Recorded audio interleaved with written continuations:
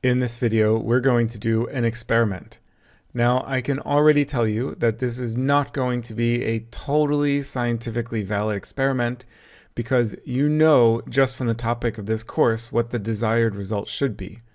In the psychology literature, they would call this demand characteristics or the Hawthorne effect. Basically, you will behave differently in the experiment because you know the purpose of the experiment. Still, it'll be informative and fun, so I think we should do it anyway. And I'll explain later that even if you are behaving differently because you know about the experiment, that will still prove and in fact only strengthen my point. Okay, here's the experiment. I want you to listen to the following statements. John is Melanie's brother. Melanie has a friend named James. Melanie recently started working for the business where James works. John would like to work at the business where James works. All right, now listen to the following story. Tim couldn't wait to tell his sister Melissa the good news. Melissa's friend Tom agreed to schedule Tim for an interview at the bank headquarters. That job was really important to him because it was exactly what Tim studied for, and it had a good salary. Melissa didn't answer the phone, so he left a voicemail. When she called him back a few hours later, she sounded more excited than he was. Guess what, Melissa said, Tom just got me a job at the bank headquarters. Now for the quiz.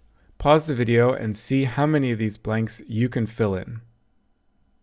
Again, this is more of a demonstration than a real scientific experiment, but the real point is this. Maybe you remembered the associations equally well, but I bet you had to work much harder to remember the list compared to the story. The story had context and maybe a little bit of humor or at least a bit of irony. It had a storyline with action and emotion and characters, and because of that, it was easier to remember.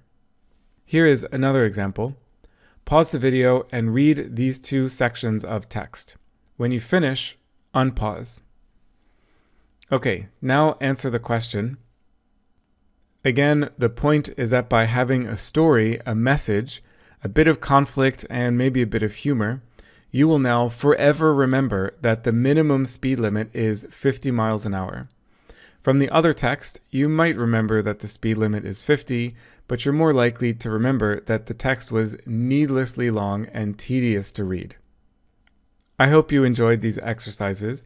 The main take-home message is that new memories are better, longer lasting, and less effortful to form when those memories are encased in a story instead of presented as an unordered list with no context.